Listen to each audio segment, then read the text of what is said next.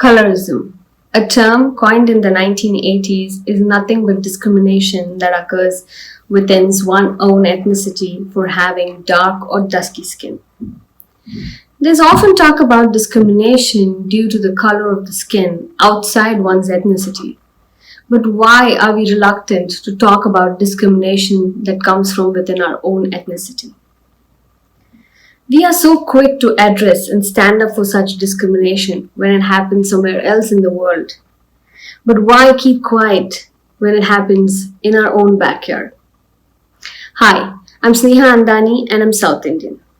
I'm here today to talk about yet another significant social issue that occurs in many of our communities. It is not my intention to portray any community in a negative manner nor offend anyone. I merely wish to talk about my experience of discrimination due to colorism with the intent of possibly bringing about a change in people's perception and attitude towards dark or dusky complexioned people.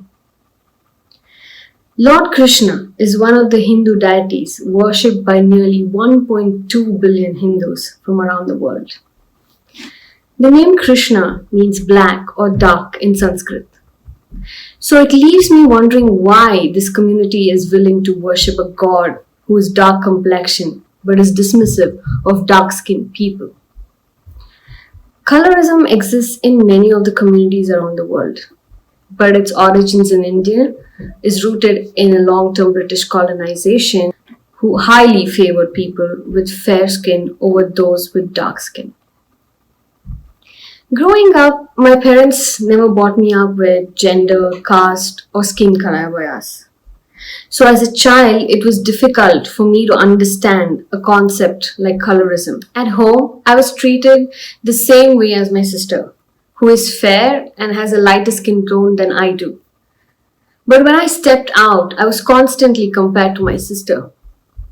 There were instances where people at social gatherings or people who visited us would pass these sly comments or said something about the color of my skin and pass that off as a joke. I would just react with a smile, not knowing how to respond, as I didn't understand how I was any different from them, or if the color of my skin was something I needed to be ashamed of. In school, I was called many names and ridiculed for the color of my skin, and I kept quiet. I was encouraged to play various sports, yet subtly asked not to play in the sun, as I might tan. And if I did go home tanned, my mom would try all these home remedies to get rid of the tan. She did so not because she believed that I wasn't beautiful, but because she feared that a society would not accept me, a girl, for my dark skin. At the same time, the media did not help either. There were various ads on television that actively promoted fairness creams. And seeing celebrities promote such products further led me to believe that being dark was not okay. For a while, I started to believe them all and accepted that I wasn't beautiful because I was dark. I began to feel insecure, lost confidence, and had low self-esteem. It affected my school grades for a while too. Later, when I started working for one of the Fortune 500 companies, a few days into work, one of the employees from the HR department asked if he could give me a friendly suggestion. I said, go ahead, and he suggested that I use a better picture on my resume and my application going further. Confused, I asked him why, and he said, and I quote, the better the picture, the fairer you look, the better your chances of getting paid a higher salary. I was also informed that despite being the most qualified among the recent recruits, I was paid less because I wasn't pretty enough. When my parents began to look for a suitable groom for me, more than 75% of the profiles required that the girl be fair, among many other superficial requirements. These requirements not only came from the groom, but also groom's families. Even to this day, I do not understand why, as many of these grooms were dark or dusky themselves. While this society still favors fair skin over dark skin, they are more open to accepting a dark-skinned boy than a dark-skinned girl. Despite such discrimination, I knew early on that this was not right, and I wasn't going to make people's perception of me my reality. I refused to care for the conservative perception of a typical Indian society. The color of my skin or how I look doesn't limit my capabilities.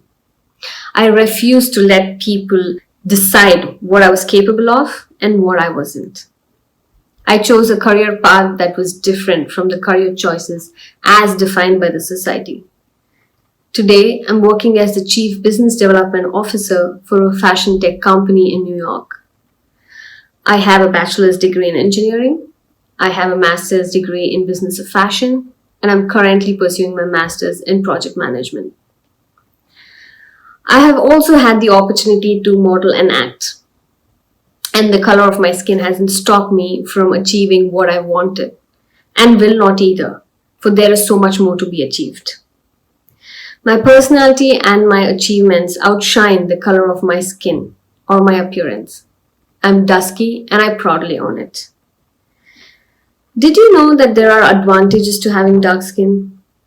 The high amounts of melanin produced in the dark skin tones protects from DNA damage and absorbs the right amount of UV radiation needed by the body. This means they are less prone to sunburns, photoaging, and skin cancer. To all those who are facing such discrimination, do not let people tell you who you are or who you can be.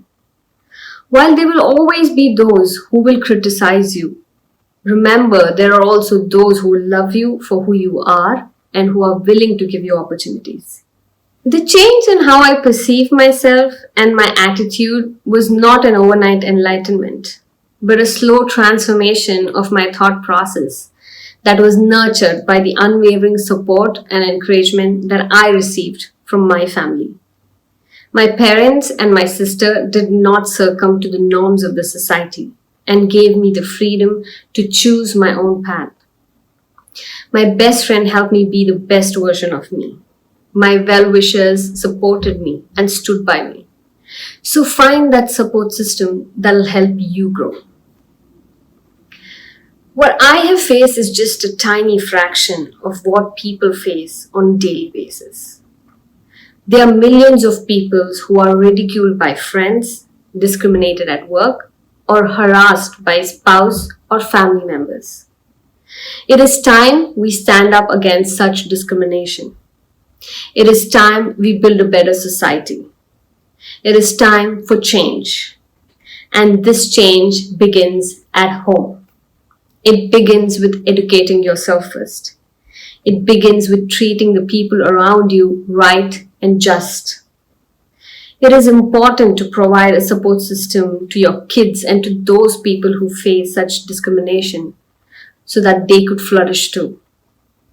Do not let the color of the skin hinder their abilities to reach for the stars. This society, deliberately or otherwise, molds our perception of beauty. Beauty cannot be confined to just one parameter like color. Embracing multiple facets of one's being is beauty. Let's not fall prey to the society's narrow, limited, and confining perception of beauty. We are all unique and each a masterpiece with a beautiful gift of life. Thank you.